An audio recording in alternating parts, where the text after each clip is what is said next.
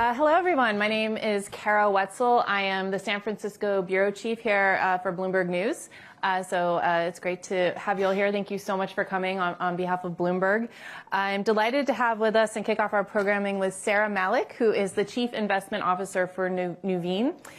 She oversees a business that has more than $1 trillion across equities, bonds, multi-asset strategies. So she's extremely well placed to talk about the investment landscape and pretty much, any type of investing outlook that we're here today to discuss in terms of finding the opportunities. So I think I would just want to start, as Lisa talked about, it has been on the news side a very tumultuous time, and I suspect everyone deeply involved in the market is experiencing the same things.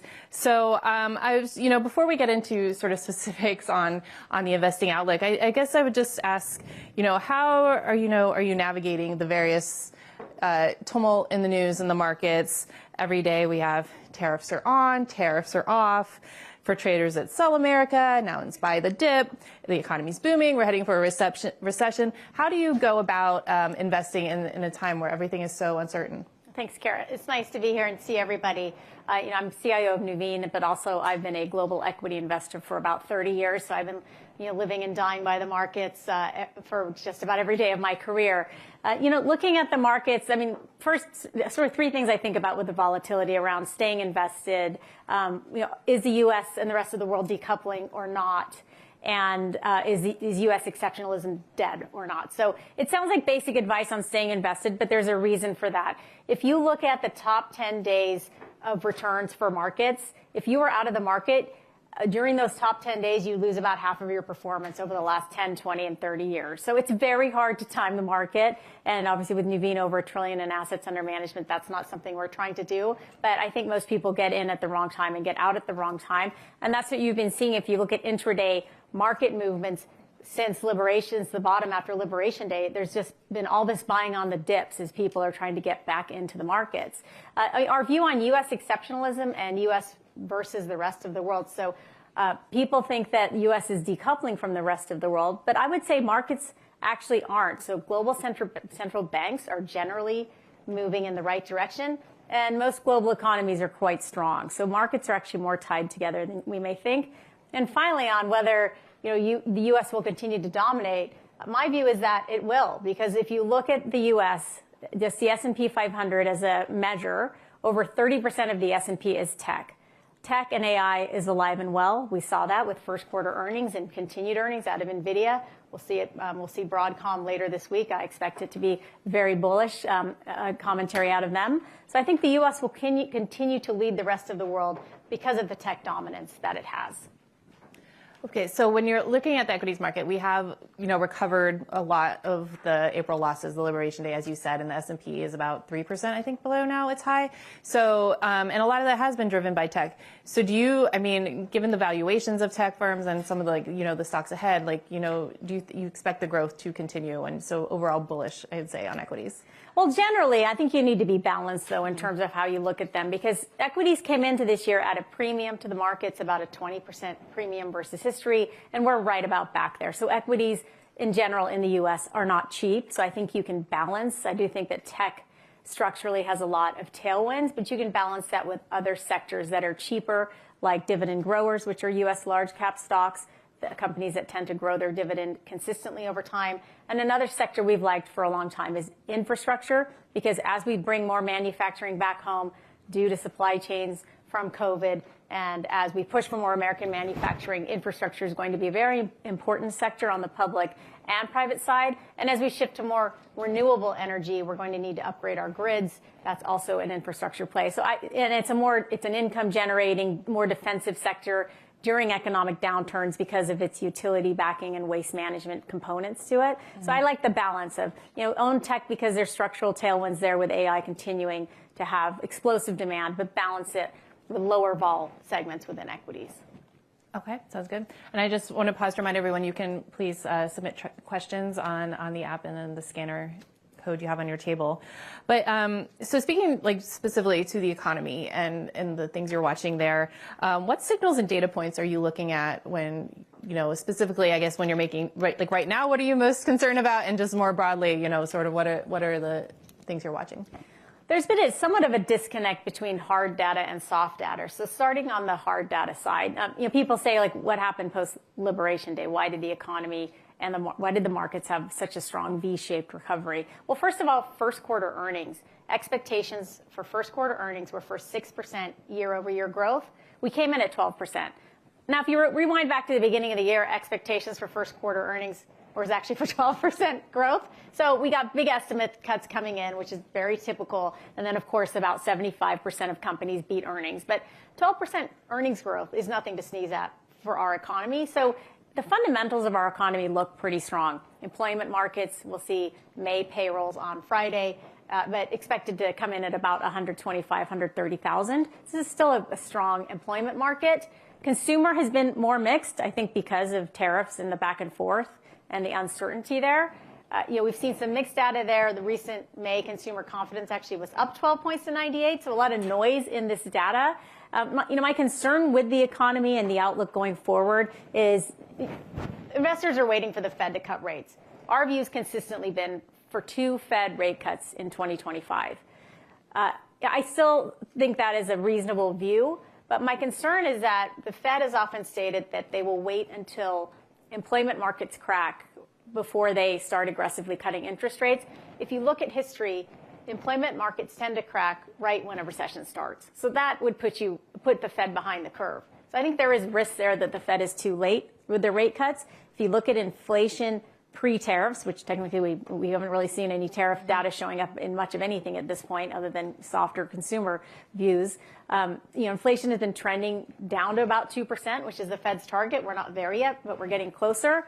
And the Fed has stated they would look through tariff-driven inflation as transitory. They brought that word back, but a one-time bump in that sense. The economy was generally moving in the right direction with inflation moderating, earnings strong, employment market strong, consumer mixed because of tariffs. But I think that's why we had such a strong recovery. And I think the investors are getting used to seeing these big tariff numbers and then a lot of negotiating and pulling back from them. So I think that's in the expectations too. So like we walk into, work, Monday markets open with a 50% tariff on steel. I think people then expect it to start to roll back over time. And our view on tariffs was generally that you would see a 10% tariff for the rest of the world ex-China. I think a lot of this was about the U.S. and China and the relationship there in terms of trade than so much against the rest of the world. Mm-hmm. So, one area, though, we are seeing flashing, warning signs for America or this long bond market and the 30-year Treasury. That's the one. It's been kind of a stark underperformer in 2025 relative to the shorter-term yield bonds. And on Bloomberg News yesterday, the most read story on the Bloomberg terminal was about double line capital, shorting or even pulling back on 30 years and PIMCO, et cetera. So, I think that sort of reflects the broad sentiment of the recent budget bill and the concerns of the growing budget deficit and the U.S. long-term health. And of course, we just had the downgrade. So, what is your stance on sort of that the Treasuries, the sort of the symbol of the safest asset you could have? Bond market has definitely been more concerned and flashing more of a yellow light, sometimes a red light, than equities markets. I think the worst situation for the bond market was soon after Liberation Day, where you saw yield spike, Treasury spiking, the dollar was weak, and there was concern that foreigners were turning away from the U.S. as a safe haven in terms of the dollar and also Treasuries. I don't think we're in that situation yet, but what we do need to worry about is the level of the deficit, especially with the big, beautiful bill, which should perhaps add trillions to the deficit. We're already at about 7% of GDP. And if we do go into that downturn eventually, and I always say economists have called 12 of the last 6 recessions, so eventually we'll get it right. But if we do go into that and tax receipts decline, we also have tax cuts coming, that would make the deficit even more of a problem. So I think that's one issue that the bond market is dealing with. Also, just the level of payments the U.S. is making per quarter, over $500 billion in payments. This is high levels versus what we've seen in history. And then the typical reason for yields to rise is because the economy is strong. That's the good reason for them to rise. But I think the issue here is that there's also some reasonable and marginal negative reasons for why yields are going to stay higher for longer. And it is something that we do need to keep our eye on and stay concerned about. I mean, I think there was times watching the bond market, I think, was more telling than even watching equities.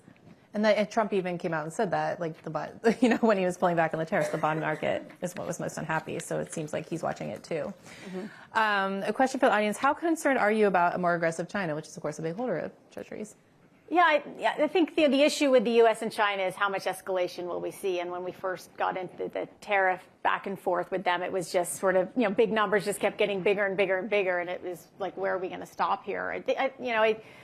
I think both sides have a lot to lose if we keep escalating in terms of the level of tariffs that we're going to have. So, hopefully, given that, eventually they'll back off and come to something reasonable that we can work over time. But I think, China is a concern. Bond market is a concern, and if the U.S. was to decouple from the rest of the world in a serious fashion, that would be a concern. But obviously, at this point, it's not. I don't think that is the base case scenario. And actually, just looking at our calculations on tariffs, on our view that 10% tariffs for the rest of the world, ex-China, that's a hit to GDP of about 1.5%, which actually doesn't put you in a recession. It just puts you at skirting a recession. So, it's very hard to make these predictions because the volatility and standard deviations around them are huge. But, you can there is a sort of fine line you can maybe balance. But I think we'll see in the end if we stay on that or not. Okay. So going back to talking about, you talked about a lot of the tech and the earnings growth. One of the questions is, is it reasonable to take 12% earnings growth as an indication of economic health when you consider the huge outsized proportion that the large tech firms have in the S&P 500, the Mag 7 specifically?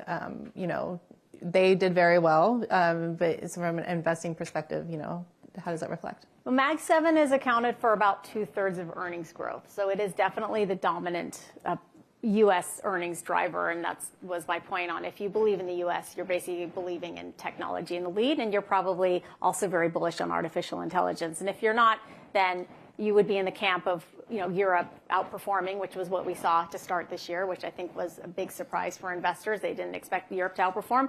And second, I think you also need to watch non-U.S. competitors in tech and artificial intelligence, like DeepSeek, and not necessarily that DeepSeek was going to completely shift the AI landscape, but anything similar to that where you can produce a supply at such a cheaper rate would be a serious risk, because in the last just over 2 years, the large tech companies have spent over about $500 billion on artificial intelligence. So there's a lot of spending there for investors. The question is, what's the ROI? The framework for artificial intelligence, where we are today is basically in the world of large language models. That's ChatGPT, where these models are, combing the internet for information, making us more efficient as asset managers. We have implemented that in our municipal bond business, where there's so much documentation to go through as a muni bond analyst. And now we have what we call the Muni Buddy, who can basically go through it and consolidate it for you. So it is making us more efficient. I think the frontier for artificial intelligence is AI agents, where they're actually doing things for you. I personally think that would be great. I feel like I always have a long list of things, but I think that's where we're going. The companies, I think there'll be winners and losers in the Mag 7 based on that. So big market leaders like Microsoft, Broadcom, NVIDIA, depending on some of the threats from companies similar to DeepSeek. I think more mixed for companies like Alphabet, where, I grew up, I could talk about Googling things. I bet you my kids who are 9 and 11, may not ever say the word, did you Google it again? They'll probably be saying, did you chat it, or whatever will be coming after that. So I think there's more threats to models like Alphabet's. Apple, mixed. I think it's a very low CapEx way for them to get AI into their iPhones, but we've seen a lot of turnover in that division at Apple. And so it's a bit of a wait and see there. And of course, their relationship with China, I think, is also something that we need to consider. For sure. Sort of along those lines, but switching gears a bit, I think, everyone in this room is pretty just interested in AI and what it means for the financial industry itself and our jobs and, what the future holds and how we can adapt and embrace it without, replacing ourselves, hopefully. But how do you see that playing out? Like both, what is Nuveen doing now? What do you think about for the future in terms of just how the industry can adapt to AI? I think on the good news, it can make us a lot more efficient and serve our customers a lot better. On the other side, though, it may cause the need for reskilling, but I'll say that for me, 30 years in the industry, starting as an equity research analyst, portfolio manager, I feel like, we've all kind of had to continue to upgrade our skills over time. But how we're using it, as I mentioned in our municipal bond business is where we first started using AI. But AI works off tons of data, and Wall Street we have data on our customers, tons of data that we use to invest. So as a research analyst across not just munis, equities, fixed income, all of the data that we're going through as analysts, I think AI could make us much more efficient. At Nuveen, our equity business just itself is a little over $400 billion in assets under management. Our PMs and our analysts manage money directly. So looking at our trading history and showing us where our strengths and weaknesses are could make us better investors. That's going to be another area. Understanding your customers. Customers want more customized solutions for lower fees. So, the plain vanilla mutual fund business is in decline, being replaced by better wrappers, ETFs, SMAs, CITs, things that customers are looking for. So how can we more quickly serve our customers? And they all want that, of course, at a lower fee. So that's going to be another important area where we're looking to implement AI across the board. And I do think that will require some reskilling by people, but I don't think as AI at this point cannot pick stocks. I think that human touch and the art that's needed to pick stocks and understand beyond just the information is always going to be necessary, at least for the time being. Okay. So we're here to talk about discovering the opportunities. Can you talk about any sort of outside the box investments in terms of, or, other opportunities aside from, the NVIDIAs of the world and things like that? Like what is sort of you look at if you have a certain set of money and where, places you could look to put money?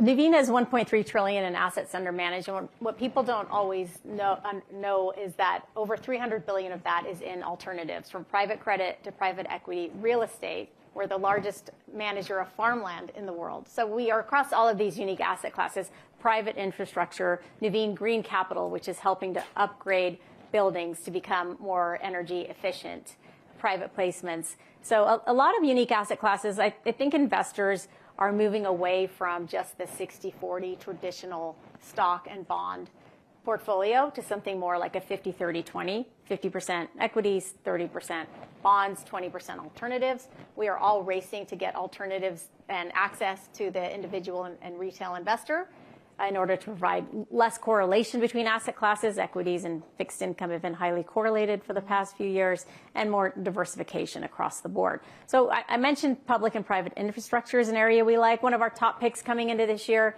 real estate. Public and private real estate. If you look at the last 2 quarters after a 2-year downturn, last 2 quarters of real estate have been positive. I was actually just reading my Bloomberg on the way over, and I was seeing Daniel Lurie meeting with Jamie Dimon and John Gray to talk about San Francisco real estate. We actually just sold one of our buildings in San Francisco over the asking price. So, I think there might be something to San Francisco recovery. But real estate normally, once it hits the bottom, it has a bit of a slow, like U-shaped recovery, but then it normally produces double-digit returns over the next 5 years. So I think real estate is an interesting, inflation hedge, income-producing asset class that has been through the worst. Infrastructure, municipal bonds, because of high supply in the sector year to date, they're now returns are about in the top decile versus history. Fundamentals very strong because of state savings rates, rainy day funds. So that's another area where you can get high yields.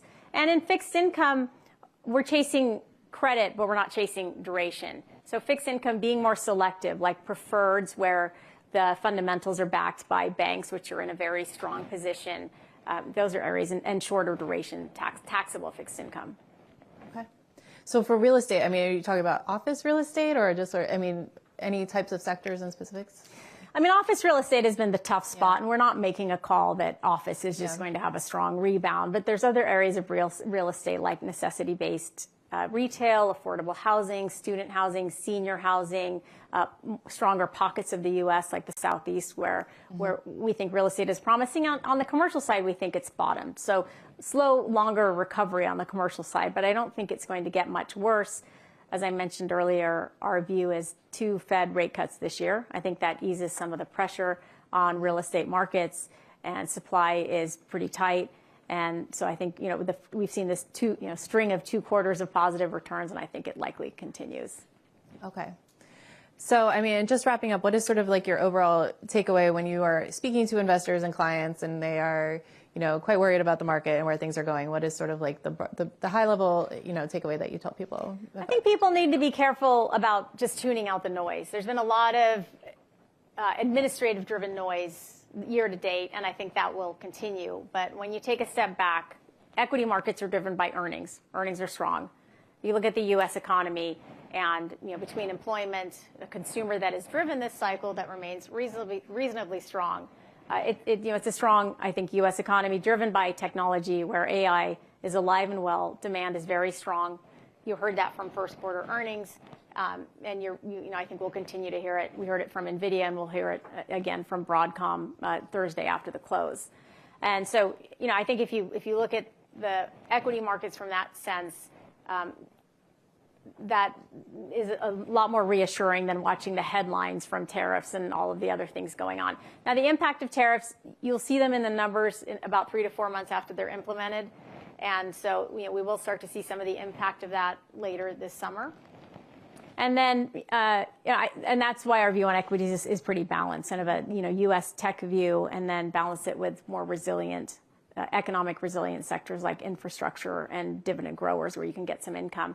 And then diversify your portfolios. And it's very sort of simple, old school advice, but diversify your portfolios across asset classes where you're finding value. And these dislocations are often where you find the value, right? You eventually look back and you think, munis in the top decile of returns versus history, areas like infrastructure, which have multi-year tailwinds for them, and real estate, which we've gone through. People, they think, when is the end in sight for real estate? We've gone through so much of the pain for some of these asset classes, and then even areas like farmland, which has been as I mentioned, we are the largest manager of farmland in the world. And that's a sector that, if you look at it over history, it's been a very strong inflation hedge. It's beaten CPI by, I think it was 91 to 2021. The numbers were around 8 or so percentage points above CPI. So in farmland, another necessity-based business that has a lot of resiliency, income, and inflation protection over time, where I think we are in a world where interest rates and inflation are going to be structurally higher than what they've been in the past. So the period of 2000 to 2010, to about 2021 or 2, I think that was the unusual period. And if you look at the period from pre of the global financial crisis, and from here going forward, I think you're just going to have a much higher interest rates and inflation permanently, or at least for the foreseeable future. Okay. Great. Well, thank you so much, Saira. And yes, we'll move on to our next speaker. Thank you.